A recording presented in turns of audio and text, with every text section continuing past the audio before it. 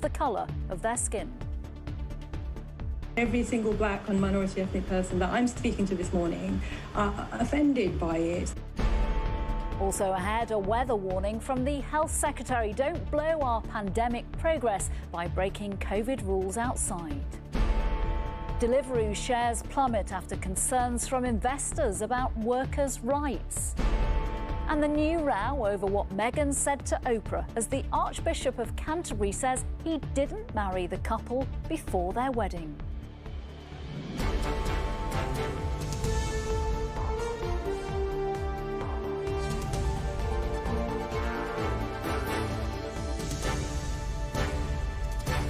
This is the ITV Lunchtime News with Nina Hossain. Good afternoon. After a summer of protests about racism in the UK, a study was set up to try to tackle the issue. Today, that study's author concluded there is no evidence of so-called institutional racism here, saying the system isn't deliberately rigged against ethnic minorities. The report did concede some racism does exist, but said the UK should be regarded as a model for other white majority countries on race. So where does that leave anyone who has been abused online or in person or believes their chances in life have been impacted by the colour of their skin? Here's our political reporter, Shihab Khan. The Black Lives Matter protests last year sparked a level of consciousness and feeling that hadn't been experienced here in the United Kingdom for some time. Many, for the first time, raised concerns and anger that they'd been holding for a lifetime and spoke out about the impact of racism like they had never done before. The strength of feeling led to the government setting up a new commission to look at the role of race in our society. Today they published their first report and found that social class and family structure had a bigger impact on life than race. The chair of the commission spoke to us this morning before the report was published. Disadvantaged groups in the country, whether they're from ethnic minority or white working class, they really want improvement. I mean, and that's the key in terms of opportunities. And then we recognise that. And there are disparities. However, the interesting thing about this report is that it doesn't find those disparities landing in racism. It actually finds them in a lot of other things. The report accepted that overt racism remained, particularly online, but said Britain is no longer a country where the system is deliberately rigged against ethnic minorities. It also found that children from ethnic minority backgrounds did as well or better than white counterparts at school, and that too often racism is the catch-all explanation. And although the United Kingdom is not yet a post-racial country, it should be viewed as a model for other nations. But those who work in the charity sector dealing with these issues on the ground say the report's findings are not only inaccurate, but are unhelpful. The UK society that we know is very much focused on disproportionate outcomes that black and ethnic minority people face in terms of stop and search figures, in terms of black maternal mortality, in terms of exclusions for black boys in schools. I mean, every single black and minority ethnic person that I'm speaking to this morning are offended by it. It's like, if you can't do anything sensible and helpful, please step aside, let us do our job. The report puts forward a number of recommendations, including moving away from unconscious bias training and having longer school days for disadvantaged students. With many unhappy with the findings, the question will be whether it has helped or hindered the current situation. Shihab Khan, ITV News, Westminster. In the last hour, the Prime Minister who ordered the report has thanked those who wrote it. One of the commissioners behind it is Dr. Samir Shah, former head of current affairs for the BBC and current boss of the independent production company Juniper. He joins me now. How will this report help people who are abused in person, online, in their careers, especially when we're learning it has angered or offended so many people already? Will it help or will it hinder? Well, I hope it'll help, and I do understand the anger that we witnessed after during the Black Lives Matter protest. On your specific question, our first recommendation is to fund the Equality and Human Rights Commission to enforce its compliance and litigation powers against instances of racism and discrimination. So our first recommendation is to do that, and in that same recommendation, we encourage the government to actually consider and tackle online abuse, which is a real problem these days. So we're not saying that racism does not exhibit itself, and indeed, we actually encourage and want funding for the AHRC to tackle it. Yeah, OK. One of the conclusions in the report is an actual criticism of anti-racism movements, saying there is a reluctance to acknowledge that the UK has become open and fairer. This could inflame those tensions, couldn't it, that we saw last summer, those protests across the UK? Well, I hope not. I mean, I hope by saying that the country's become open and fairer and we provide evidential basis for that, it doesn't inflame tensions. I mean, you know, I'm quite old now, and, you know, I remember Britain in the 60s and 70s, and I can tell you that as a lived experience, it's a hell of a lot better now than it was then. And for many people, that is the situation. But for those people who were protesting last summer, their lived experience is very different, and they're not seeing enough progress. You are on record saying there are too many Black and Asian faces on television. This was back in 2009. And also that race is not an issue anymore in the UK. Again, going back a few years. Could you really bring an objective voice to this report? Well, I hope so. I mean, the point about this issue is, of course, it's very divisive and it's very emotive. So we as a commission focused on data and evidence. And we were driven, and our conclusions and our recommendations are based on that. And I think, yes, I can understand why people resort to anecdotes, and they're perfectly reasonable. But if you're trying to formulate public policy, it has to be based on statistical evidence. Take, for example, on the data then, sorry to interrupt you, on the data, there is data on real progress in education, but not so much evidence about what happens when people leave education. What happens next? We are not seeing lots of non-white people in key senior roles in most companies in the UK, for example. Well, let me again, I know it's kind of slightly boring to go to the data, but let me give you a wide data, which is the performance of the British Indian community. The median income, that is when they're in work, is 16% greater than the white British. Now, if there was sort of systematic racism, such a statistic occur? Now, of course, there are issues with different communities progressing in different ways, facing different challenges. You need to be more granular in your understanding of the disparities so you can come up with better, more focused recommendations, rather than a catch-all term, which really doesn't get us anywhere. OK, Dr. Samir Shah, thank you very much for joining us and for your thoughts on what is developing today. Thank you. Today saw a weather warning from Matt Hancock. The Health Secretary wasn't talking about the record March temperatures yesterday, but asking people to enjoy the sun safely by sticking to the current COVID rules. In Nottingham, large groups were seen gathering in a park, some at least appearing to be bigger groups than the current rules allow, young people enjoying the high temperatures. Stacey Foster is there. Are the authorities concerned that they'll see a repeat of scenes they saw in the last couple of days? Well, of course, it is a beautiful sunny day here in Nottingham, and the last thing anyone wants is for people not to enjoy the sunshine. But the council have taken the decision for the first time since the start of the pandemic that two parks need to close today because of these problems that they've been having over the past few days. They want to focus their resource on parks like this because of problems that they experienced on Monday and yesterday, where, as you say, there appeared to be some large groups not social distancing and perhaps enjoying a little too much alcohol. Now, it's important to remember that Nottingham is a city not everyone can enjoy the sunshine in their gardens, and while it is widely accepted that COVID-19 is far less transmissible outdoors, the experts seem to agree that we should all still be taking the relevant precautions. Outside is safer. So yes, people should get outside. They should, they can now meet in groups of 6. They should enjoy the nice weather, but avoid crowded places. I mean, that's just, if some place is crowded, try to find an area that isn't, try to kind of find open space where you can go and not be, all kind of packed together. So yes, get outside, enjoy the weather, but just be sensible.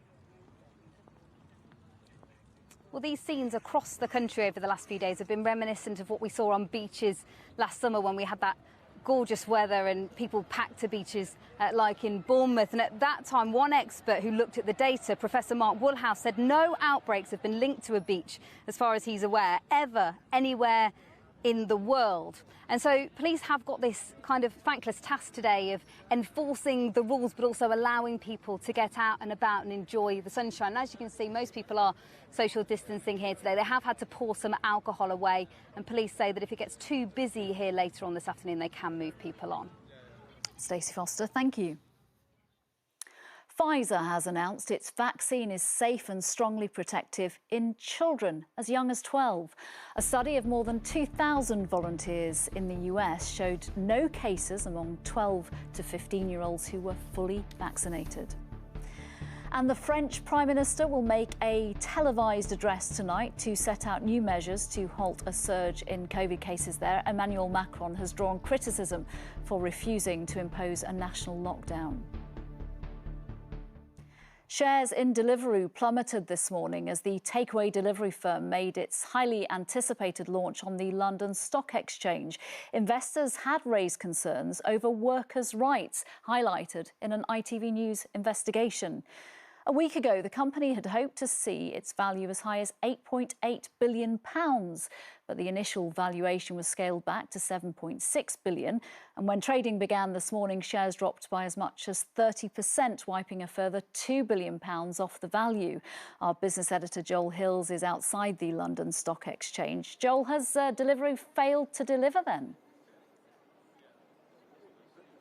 That's a bit harsh. I think as stock market debuts go, this was a painful one to watch. Deliveroo leapt up onto stage confidently, but ended up in row A. And the slump in the share price is highly embarrassing for the company, which wants to be seen as a great British tech success story, but also for the government, which post-Brexit and global Britain was keen for this to be a showcase for London as a place for, well, entrepreneurs all over the world to come and raise money. But it has not been a complete catastrophe. I mean, amid all the excitement in the share price, it's easy to forget that Deliveroo did manage to sell the shares that it wanted to. It's raised £1 billion from investors. Will Shue, its founder, has become a very wealthy man. He's managed to sell £26 million worth of his shares, though he retains a large stake in the company. And for around a third of the company's 50 million riders in the 50,000, I should say, riders in the UK, they're in line for a cash bonus on average of around £600 each. But this morning's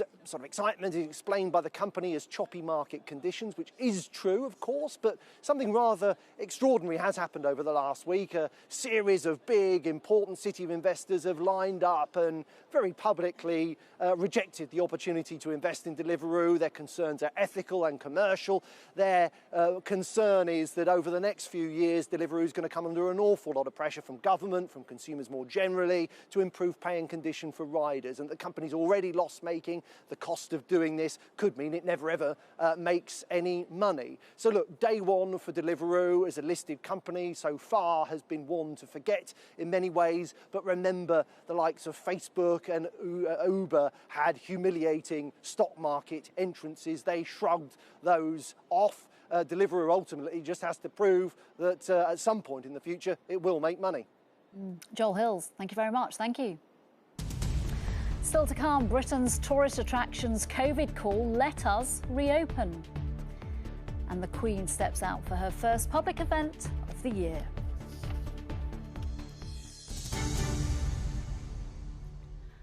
Before that, in America, the trial of the police officer accused of killing George Floyd has heard from more witnesses who saw him die. Several were children, including the teenager who filmed the footage which shocked the world, and a firefighter who says she called the police to warn them about what was happening.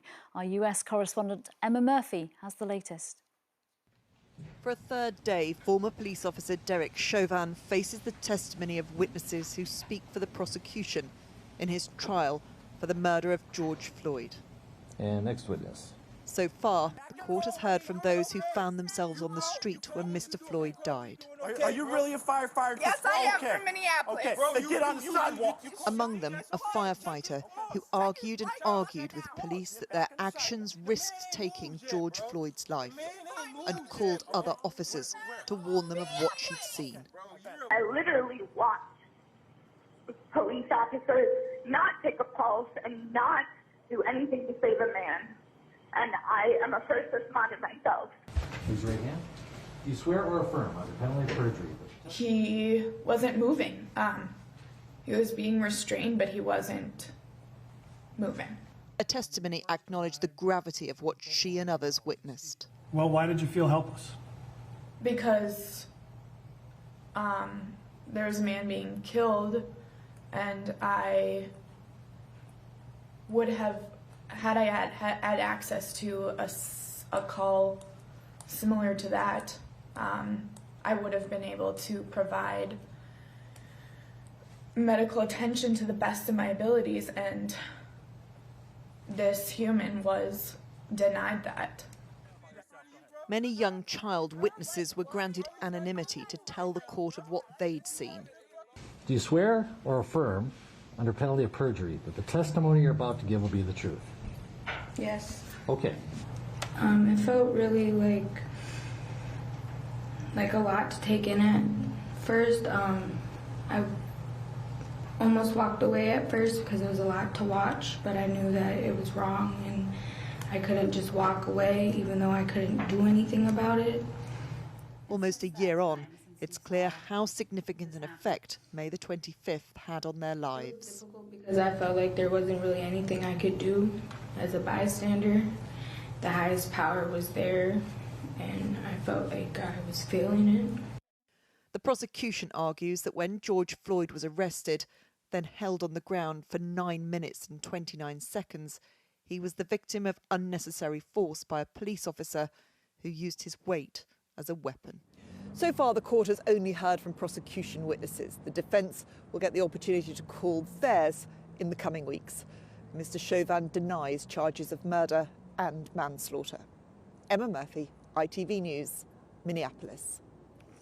Back here and back to COVID, and as restrictions are eased across the UK this week, there's a call to allow tourist attractions to be reopened at the same time as shops. Shops in England will, for example, open on April the 12th, but museums and galleries must wait until May. Faye Barker is in Greenwich. What are they telling you there, Faye?